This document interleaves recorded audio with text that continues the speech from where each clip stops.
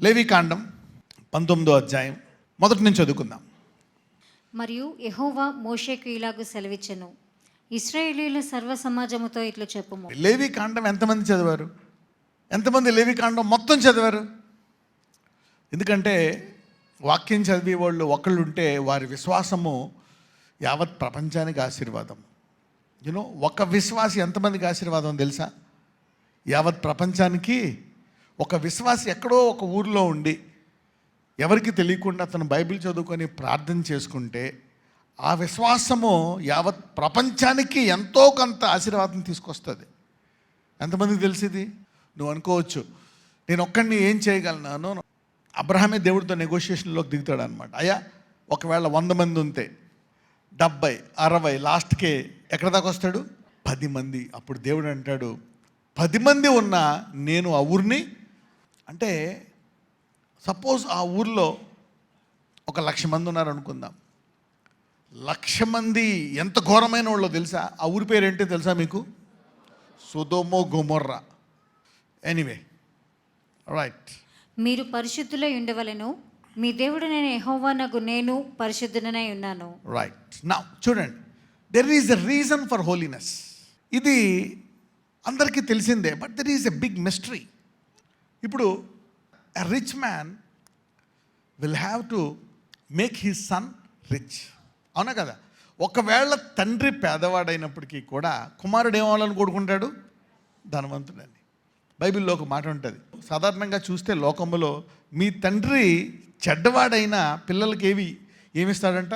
మంచి ఈవులు ఇద్దామని కోరుకుంటాడంట, అతను చెడ్డవాడైనా. కానీ మన దేవుడు మంచివాడు కాబట్టి పిల్లలకి ఏమి ఇవ్వాలని కోరుకుంటాడంట? మంచి ఈవులు. అందుకనే ఆ వచనాలు ఏమంటాడు? If I ask egg, I will not give you snake. If you ask bread, I will not give you stone.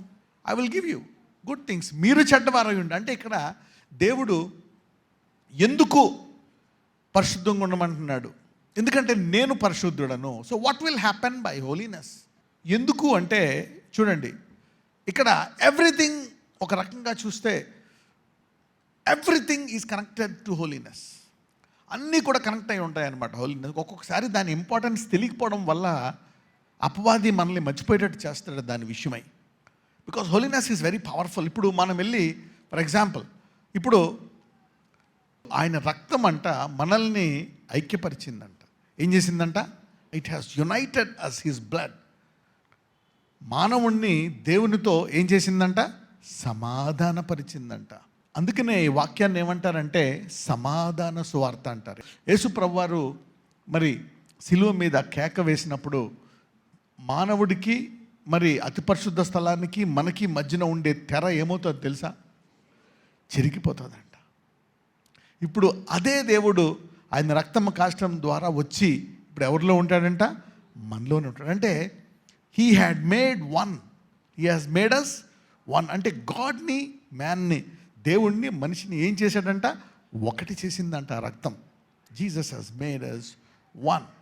You see that? So ఇప్పుడు ఏంటి? మానవుడు శరీరంలో బలహీనుడు. ఇప్పుడు ఈ పరిశుద్ధాత్ముడు ఏం చేస్తాడు? ఆయన గుణాతిశయాలను మనలో పెడదామని చూస్తాడంట. అయితే ఈ లోకమంతా వేరుగా ఉంటుంది. ఈ లోకము దేంతో పోతుంది? ఈ లోకము కనుచూపుతో పోతుంది, శరీరాశతో పోతుంది. ఒక్కొక్కసారి ఇది పక్కన పెట్టేస్తాం. కానీ అది బైబిల్ లాంగ్వేజ్ ప్రకారం అది చూస్తే అది పాపం. పాపం వల్ల వచ్చే జీతం మరణం. మరణం ఎక్కడ తీసుకెళ్తుంది? పాపంలో ఉండి మరణిస్తే పరలోకానికి వెళ్తామా, నరకానికి వెళ్తామా? నరకానికి వెళ్తాం. చూసారా ఎంత ఘోరమైందో? సో ఇక్కడ అంటే ఏంటి? Now God says you are my family. ఇప్పుడు నువ్వు హోలీ ఫ్యామిలీలో జాయిన్ అయ్యావు. ఏ ఫ్యామిలీలో? Holy family. కాబట్టి నువ్వు ఇప్పుడు ఎలా ఉండడానికి ప్రయత్నించాలా? హోలీగా ఉండడానికి ప్రయత్నించాలి. Now you have entered in to a holy family, so try to be holy. అందుకే పరిశుద్ధత కోసం ప్రార్థించాలా. దాని విషయమై ప్రత్యేకంగా కొన్ని వాక్యాలు చదవాలా. Okay, every day if you are doing 2-3 times Bible study, 1 study should be on holiness. Or ఆ స్టడీల్లో డివైడ్ చేసి ఒక 5 నిమిషాలు హోలీనెస్ గురించి చదవాలా, 5 minutes ఏమో, 10 minutes ఉంటే సదన్. If you have more time, half an hour up to you. లేకపోతే డివైడ్ చేయొచ్చు అనమాట. Okay, regular Bible study, holiness మీద కొంత స్టడీ చేసుకోవాలి. నువ్వు మీరు పరిశుద్ధులై ఉండవలెను, మీ దేవుడైన యెహోవానగు నేను ఏమై ఉన్నానంట. అంటే ఏంటి? Holiness is the identity of God. పరిశుద్ధత అనేది దేవుని యొక్క గుర్తింపు. అలాగే నీవు కూడా ఈ దేవుని కుమారుడు, దేవుని బిడ్డ అనే గుర్తింపు పొందాలి అంటే నీకు కూడా ఏమై ఉండాలంట? పరిశుద్ధత ఉండాలంట. So holiness is also your identity. అందుకే నీ మాటలు కూడా ఐడెంటిటీ ఎలా ఉండాలంట? హోలీగా ఉండాలి. Your words should be holy, your thoughts should be holy, your look should be holy. So when you are God, అప్పుడు ఏమవుతుంది? నీకు దైవ లక్షణాలు నీలో వస్తాయి. సాధారణంగా అందరూ ఏం చెప్తారంటే, ఇప్పుడు నువ్వు నరకానికి పోతావు, పరిశుద్ధంగా ఉండాలి, పరలోకానికి వెళ్తావు, అక్కడ దాకే చెప్తారు నీకు. అయితే ఈ పరిశుద్ధత నీలో ఉండడం వల్ల ఏముంటుందో తెలుసా? ఈ భూమి మీద దైవుడు ఇప్పుడు ఒకవేళ దేవుడు వచ్చి ఈ భూమి మీద జీవిస్తే ఎలా జీవిస్తాడో కొన్ని లక్షణాలు, అలాంటి లక్షణాలు నీలో కూడా ఉంటాయి.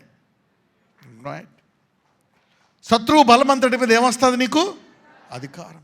తుఫాన్ మీద అధికారం ఉంటుంది. అవునా కదా? యూ సీ దాట్ నా. So God is far above all these things. దేవుడు వీటన్నిటికంటే నువ్వు ఏ స్థాయిలో ఉంటావంట? హెచ్చైన స్థాయిలో దేవుడు ఉంటాడంట. So you will get lifted up on all this worldly destructive things. అవునా కదా? ఈ భూమిలో అందరినీ బాధించే దానికంటే హెచ్చైన స్థలంలో ఉంటాడు దేవుడు. సో నీవు కూడా ఈ భూమి మీద బాధించేటువంటి పాపము, దరిద్రము, బాధలు, మనం వీటన్నిటికంటే ఎంతో హెచ్చైన స్థానానికి అంచెలంచెలుగా ఎదుగుతామంట. హోలీనెస్. సైతానుడికి చెప్పడు. He will only show the good things, the beauty, the flash.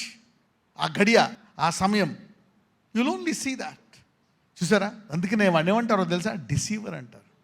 ఎంతమందికి భూమిలో అందరినీ బాధించే దానికంటే పై స్థాయిలో ఉండాలనుకుంటారు? Yeah, you know sometimes what happens, you see now. For example, let's go to John 3. Let me give you one scripture. He that cometh from above is above all. Let's go and read 3:31. 3:31. పైనుండి వచ్చువాడు అందరికీ పైనున్నవాడు, భూమి నుండి వచ్చువాడు భూ సంబంధి అయి భూ సంబంధమైన సంగతులను గూర్చి మాట్లాడను. రైట్. ఇప్పుడు భూ సంబంధమైన వాడు ఉన్నాడు. భూ సంబంధమైన వాటి గురించి మాట్లాడతాడు. చదువుకుంటే మంచి భవిష్యత్తు. Yeah, good. You should study, should work hard. ఇల్లు కట్టుకోవాలా? రైట్. డబ్బులు సంపాదించుకోవాలా? ఓకే, కరెక్టే. ఈ భూ సంబంధం వాటిల్లో అన్నీ ఉంటాం, ఇవన్నీ వస్తాయి, జాగ్రత్తగా ఉండాలి, అది ఇదంతా కూడా ఉంటుంది. అయితే పైనుంచి వచ్చేవాడు వాటన్నిటికంటే పైన ఉన్నవాడంట. ఇక్కడ యోహాను యేసయ్య గురించి మాట్లాడుతున్నాడు. నేను భూసంబంధమైనవాడిని. రాజు నన్ను చంపేయాలనుకున్నాడు. ఏం చేశాడు? నేను రాజుకి అగనెస్ట్గా మాట్లాడా. రాజుకి అగనెస్ట్గా మాట్లాడితే ఏమవుతుంది? శిరచ్ఛేదన చేసేసాడు. ఎందుకు? భూసంబంధమైన వాడిని కాబట్టి. కానీ నా వెంట వచ్చేవాడు నాకంటే గొప్పవాడు. అతడు పైనుండి వచ్చేవాడు. కానీ అతను పుట్టింది ఎక్కడ? భూమి మీదే. పెరిగింది ఎక్కడ? భూమి మీదే. అన్నీ అంటే ఏంటి? ఆయన తండ్రి యొక్క లక్షణాలు కొన్ని ఈ భూమి మీద ఉన్ని అలవాటు చేసుకున్నాడు పరిశుద్ధాత్మ ద్వారా. అదే వాక్యాన్ని చదివి పరిశుద్ధాత్మ ద్వారా ఆ వాక్యానుసారంగా జీవించడం వల్ల ఆయన అందరికంటే ఎటువంటి వాడైపోయాడంట? పైన ఉన్నవాడైపోయాడు. కాబట్టి ఇప్పుడు ఆ రాజు, ఆ హేరోదు రాజు యేసయ్యని చంపగలిగాడా? ఎవరైనా చేయగలిగారా? పోనీ వ్యాధులు చేయగలిగాయా? అప్పులు చేయగలిగాయా? ఎందుకు? ఆయన అన్నిటికంటే. సో ఆయనలో పరిశుద్ధత ఉంది. సో నువ్వు ఒక గుణం తీసుకొని ఒక గుణాన్ని ప్రాక్టీస్ చేస్తే ఈ భూలోకంలో ఉండే వాళ్ళకంటే కొంచెము పైకి ఎదుగుతావు. You're getting me now? So holiness is not just to be holy. You see that it will exalt you a bit. మీరు ఆ రోగాల కంటే కొంచెం హై లెవెల్లో ఉంటారు. యా, అవునా కదా? అందరినీ బాధ పెట్టేది మిమ్మల్ని అంతా బాధ పెట్టదు. ఒక మెట్టు ఎక్కువ ఉంటారు. అవునా కదా? Yeah, you will be one step. తర్వాత ఇంకా చాలా ఉంటాయి గుణాలు. You will go to a level far above లెవెల్కి కూడా వెళ్ళొచ్చు అంటే ఈ భూమి మీద. యూ సీ దాట్ నా? సో హోలీనెస్ ఈజ్ లైక్, మనం హోలీగా ఉండాలి. అదొక ఫిజికల్ ప్రెషర్ కాదు. అంటే if you try to be above sin, you will be above. కొంచెం పాపం మీదకి హెచ్చుగా ఉంటే ఈ భూమి మీద అన్ని విషయాల్లో ఆశీర్వదించబడతామంట. అంటే అందరినీ చంపేది, అందరిని ఇబ్బంది పెట్టేది నిన్ను అంతగా ఇబ్బంది పెట్టదు. You will have authority over it. Let us pray. God, అయ్యా ఇదిగో ప్రభువా, నీ వాక్యములో ఐ యామ్ నీలాగా ఉండడానికి, నీ గుణముల్లో పాలువాడై ఉండడానికి ఈరోజు నేను నా ఇష్టం వచ్చినట్టు చేస్తున్నాను, నా కోపానికి నేను త్రోవ చూపించాను. ఇదిగో ఈ రోజు నుంచి నీకు ఇష్టమైనట్టు నీ చిత్తానుసారంగా జీవించడానికి నేను ఇష్టపడతాను నాయన. ఇదిగో ప్రభువా, నీకేమేమైతే ఇష్టమో వాటి ప్రకారము జీవిస్తాను. లోకం ఎంత గొప్పగా ఉన్నా, ఎలాంటిదైనా సరే ఆ లోక ప్రకారము నేను చేయను నాయన. Give me that kind of nature, respectable, loving and caring and filled with Joy. నా జీవితాన్ని మార్చమని నజరేయుడైన యేసునామమున ప్రార్థిస్తున్నాము తండ్రి. ఆమేన్.